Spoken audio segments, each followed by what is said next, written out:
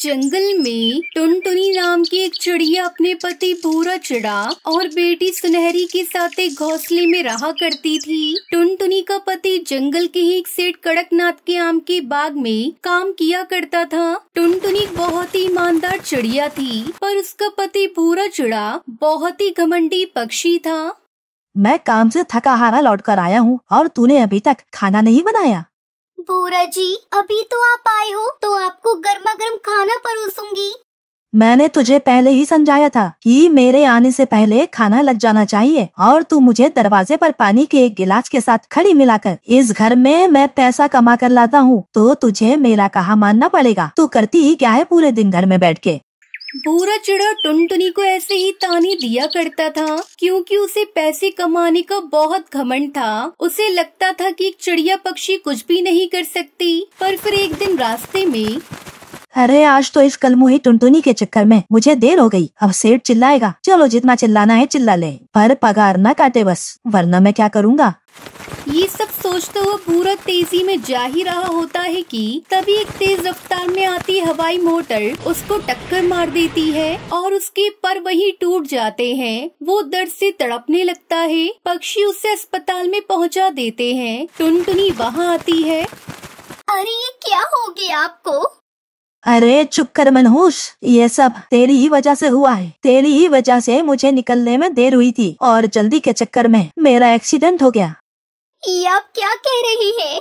मैंने जानबूझकर तो आपको देर नहीं कराई थी। तभी डॉक्टर आती है और टुनटुनी से कहती है, मैं माफी चाहूंगी, पर हवाई मोटर ने आपके पैर को बिल्कुल कुचल दिया है और आपके पंख भी जख्मी हो गए हैं, इसीलिए अब आप कभी उड़ नहीं पाएंगे। ये सुनकर भूरा और टुनटुनी दोनों रोने लगते हैं और फिर वो घर आ जाते हैं। भूरा चिड़ा पूरी तरह से बिस्तर पर पड़ गया था और उसका काम छूट गया था। तब एक दिन कड़कनाथ सेठ उसके दरवाजे पर आया।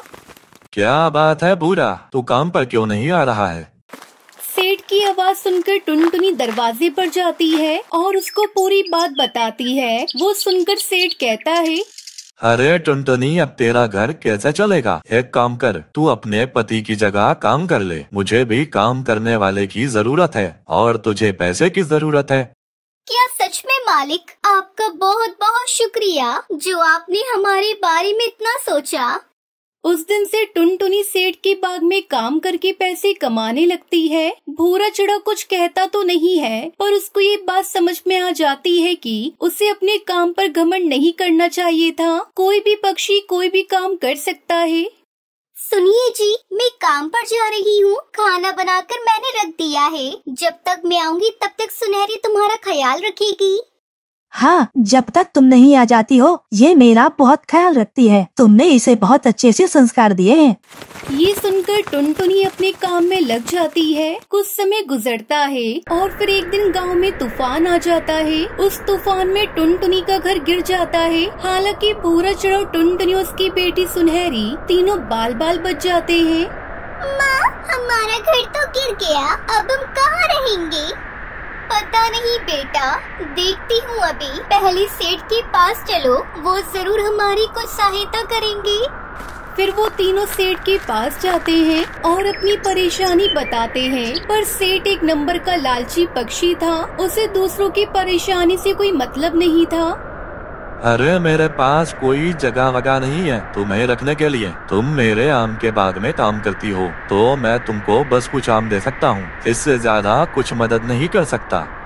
सेठ उनको कुछ आम देकर वहाँ से जाने को कह देता है। टुनटुनी अपने पति और बेटी को लेकर जंगल की तरफ चल पड़ती है। जंगल पहुंचकर तीनों एक पेड़ के नीचे बैठते हैं। तभी टुनटुनी को एक खरगोश दिखाई देता है जिसके पैरों में डोर उलझी हुई होती है। वो भाग नहीं पा रहा था। ये देखकर टुनटुनी चिड़िया उसके पैरों से डोरा निकाल देती है। जैसे ही वो खरगोश आजाद होता है तो वो एक परी में बदल जाता है, जिसे देखकर वो तीनों हैरान हो जाते हैं। मैं कोई खरगोश नहीं हूँ, मैं परी हूँ। मैं तुम्हारे बारे में सब कुछ जानती हूँ। मैं तो बस तुम्हारी परीक्षा ले रही थी कि क्या तुम इतनी मुसीबतों से घिरे होने के बाद भी अच्छा काम करोगी या नहीं, तुम्हारा भगवान पर विश्वास बचा है या नहीं, और तुम इस परीक्षा में पास हो गई हो। मुझे तो यकीन नहीं हो रहा कि मैं अपने सामने परी को देख रही हूँ। टुनटुनी, मैं तुम्हारी भलाई से बहुत खुश हूँ, इसलिए तुम्हारे पास जो आम है उनको मैंने जादुई बना दिया है, तो तुम उनसे जो चाहो वो कर सकती हो। परी ये बोलकर गायब हो जाती है और टुनटुनी जमीन में रखे हुए आमों को देखती है और कहती है, अगर वो परी सच कह रही थी कि ये आम जादुई है, तो मैं चाहती हूँ कि मुझे घर मिल जाए जिसमें हम तीनों आराम से रह सकें। टुनटुनी के इतने कहने की देर थी और बस वो आम एक बड़े से जादुई आम के घर में बदल गया। अरे वाह, कितना प्यारा घर है। ये सब तुम्हारी अच्छाई का ही नतीजा है टुनटुनी। मैंने हमेशा तुमको बुरा भला कहा, पर आज तुम्हारी वजह से हमें इतने अच्छे घर में रहने को मिला है। अरे ऐसा ना कहिए जी, ये सब हमारी किस्मत का है।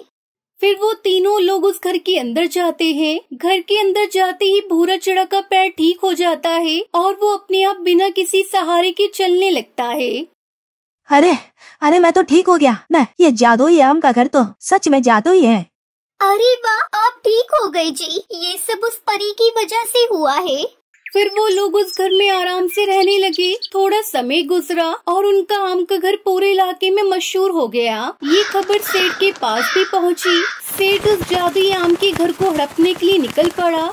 अरे ये दोनों मेरे बाग में काम करते थे और आज मुझसे भी अच्छे घर में रह रहे हैं। मैं ऐसा नहीं होने दूंगा। कड़कनाथ सेठ गुस्से में उनके घर में घुसता चला जाता है और चिल्लाने लगता है। वो उन तीनों को वहाँ से बाहर निकालना चाहता था, पर तभी कुछ आम उड़ते हुए आते हैं और उसके सिर पर बरसने लगते हैं। अरे ये क्या हो रहा है? आम बढ़ते चले जाते हैं और सेठ को बुरी तरह मारने लगते हैं। सेठ की हालत खराब हो जाती है तो वो उन तीनों से माफी मांगने लगता है। हमने तुम्हें माफ कर दिया सेठ, पर आगे से ऐसा कभी न करना। तुम अपने जीवन में खुश रहो और हमें भी रहने दो। ये सुनकर सेठ वहाँ से चला जाता है और टुनटुनी अपने परिवार के साथ उस जादुई आम के घर में एक अच्छा जीवन बिताती है।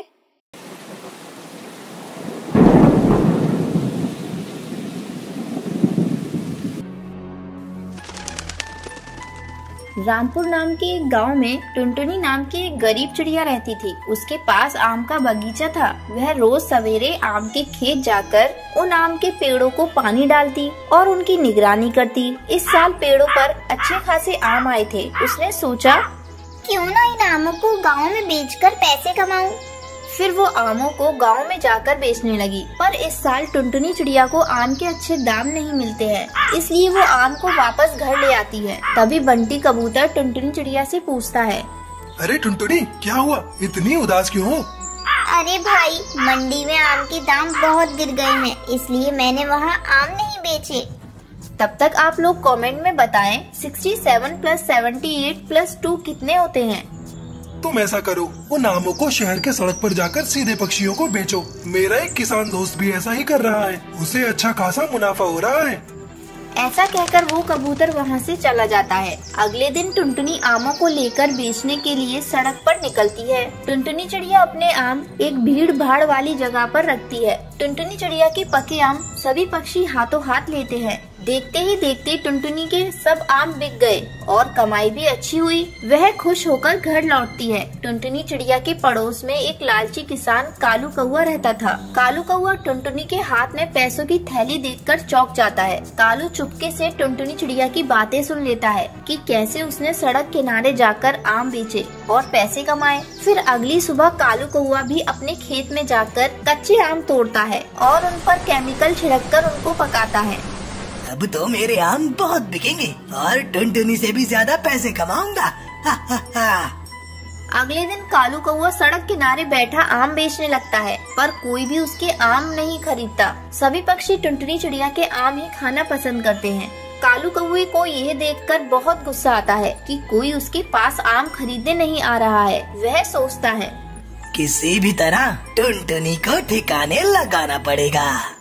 फिर रात को कालू कौआ चोरी करने टुनटुनी चिड़िया के घर जाता है। वो पैसे चुराकर भाग जाता है। अगले दिन उदास टुनटुनी अपने खेत पहुंचती है। तभी वहाँ चील बाबा प्रकट होते हैं। अरे टुनटुनी, क्या हुआ? तुम इतनी दुखी क्यों? बाबा, कल रात मेरे घर में रखे पैसे कोई चुरा कर भाग गया। मैं तो बर्बाद हो गई।